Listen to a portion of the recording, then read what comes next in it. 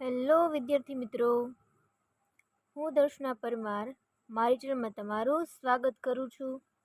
તમે જોઈ રહ્યા છો રાહદર્શ એજ્યુકેશન, જેમાં આજે આપણે ભણવાના છીએ ધોરણ 8 પ્રકરણ 7 પ્રશ્ન 4 વિકાસ અસાઇનમેન્ટ સોલ્યુશન 2025.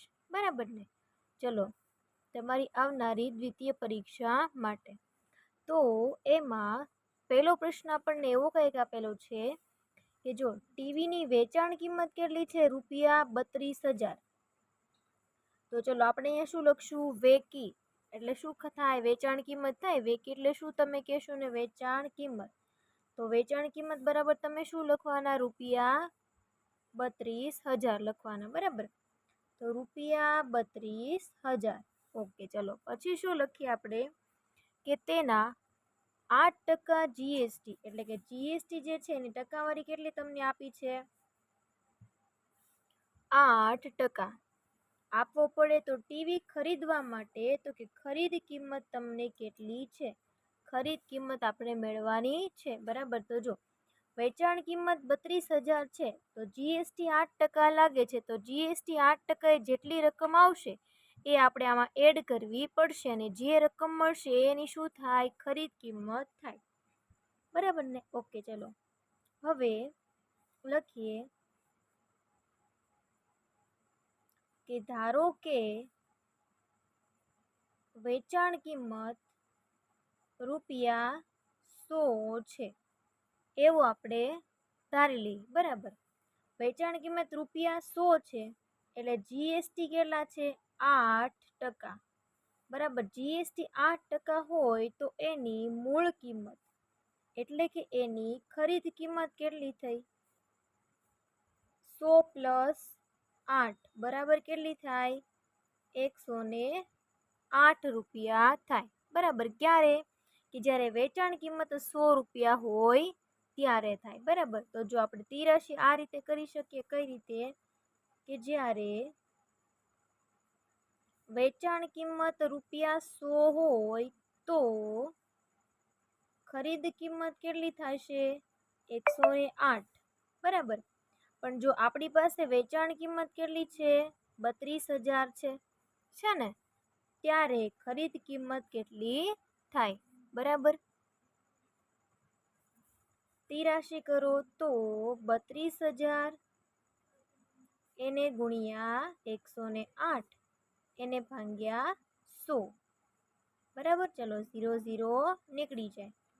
32 ગુણ્યા 108 3,456. 1 0 છે, લગાવી દઈએ. 34,560 રૂપિયાની ખરીદ કિંમત મળશે. કેટલી મળી? 34,560. તો આ જે હોય શું તો તમારો જવાબ થઈ ગયો.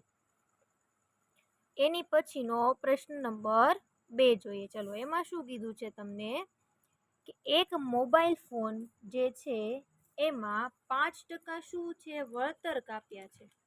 શું થાય છે? વળતર. તો આપણે લખીએ ને કે 5% શું છે? તો કે વળતર કાપવામાં આવ્યું તે. વળતર કાપવામાં આવે છે. કેટલું? 5%. કુલ 100 હોય એમાંથી 5% વળતર. પછી કિંમત કેટલી થાય છે? ₹20,900. ક્યારે?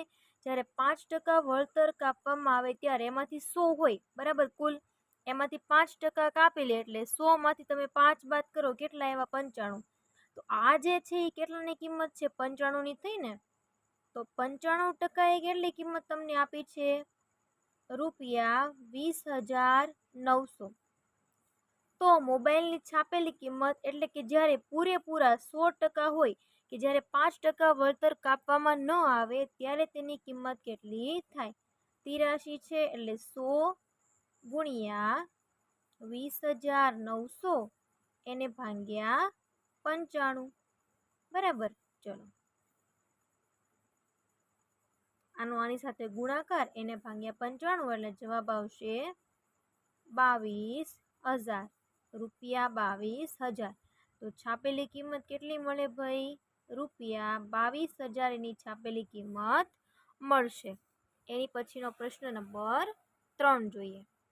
કુલ 4 પ્રશ્નો જ આપણને આપેલા છે, બરાબર. એક ડ્રેસની છાપેલી કિંમત તો જોઈએ, અહીંયા છાપેલી કિંમત કેટલી છે?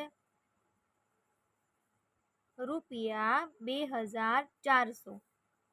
વેપારી છાપેલી કિંમત છે એની ઉપર 20% વળતર, એટલે કે વળતરની ટકાવાળી તમને કેટલી આપી છે? 20%.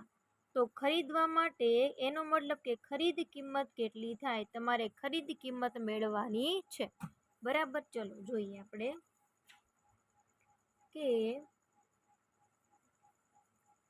વળતરની રકમ કેટલી છે, કઈ રીતે મેળવશો? તો કે 20/100 એને ગુણ્યા 2400, 0 0 નીકળી જાય, 24 ગુણ્યા 2 એટલે 48, 1 0 છે લગાવી દો એટલે 480 રૂપિયા વળતરની કિંમત થઈ, બરાબર. ચલો હવે શું મેળવવાનું છે? તો કે ખરીદ કિંમત મેળવવાની છે. કઈ રીતે મળે? તો કે છાપેલી કિંમત માંથી વળતરની રકમને બાદ કરો ત્યારે તમને ખરીદ કિંમત મળે. તો છાપેલી કિંમત કેટલી છે? 2400. વળતર કેટલું છે? 480. કરો બાદબાકી તો ₹1920 તમને ખરીદ કિંમત એની મળે. કેટલી મળશે? ₹1920. પ્રશ્ન નંબર 4 જોઈએ. ચલો એમાં શું કીધું છે તમને કે અનિલ પાસે અમુક રકમ હતી, તેમાંથી તેણે 80% શું કરી નાખ્યું છે? ખર્ચ કરી નાખ્યું, બરાબર. તો રૂપિયા કેટલા એની પાસે વધ્યા? 1200 રૂપિયા વધ્યા. તો પહેલા તેની પાસે કેટલી રકમ હતી? જો વધેલા રૂપિયા કેટલા એની પાસે છે? તો કે વધેલા રૂપિયા બરાબર 1200 છે, બરાબર. અને વધેલી કિંમતની ટકાવારી કેટલી છે? વધેલી અથવા વધેલા કિંમતના ટકા કેટલા રૂપિયા છે? 20% છે. તો એનો મતલબ એમ થયો ને કે 20% એ કેટલી રકમ છે? ₹12000 છે. તો પહેલા એટલે કે શું 20% વપરાઈ ગયા, તો એ પહેલા કેટલા એટલે 80%. તો 80% એ કેટલી કિંમત થાય? તો 80 ગુણ્યા 1200 એને ભાગ્યા 20, બરાબર. 0 0 જાય, 2 ચોક 8, તો 4 ગુણ્યા 1200, 12 ચોક 48, 2 0 લગાવી દો તો કેટલા રૂપિયા એવા? ₹4800. ક્યારે? 80%. તો આપણને શું કીધું છે? કુલ રૂપિયા કીધા છે ને, તો કુલ રૂપિયા હંમેશા કેટલા હોય? 100 હોય, બરાબર. તો લખીએ કે કુલ રકમ બરાબર 80%ની કેટલી છે? 4800 અને 20%ની કેટલી છે? 1200. બંનેનો સરવાળો કરો, કેટલી રકમ આવશે? ₹6000. તો એની પાસે પહેલા હશે કેટલા? 6000 રૂપિયા હશે. તો આ જે 4 પ્રશ્નો છે એ અહીં પૂર્ણ થાય છે. તમને આમાં કાંઈ ન સમજાણું હોય તમે મને કમેન્ટ કરીને કહી શકો છો. અને જો તમે મારી આ ચેનલ પર નવા હોય તો વિડીયોને લાઇક, શેર અને સબસ્ક્રાઈબ કરવાનું ભૂલશો નહીં. Thank you very much.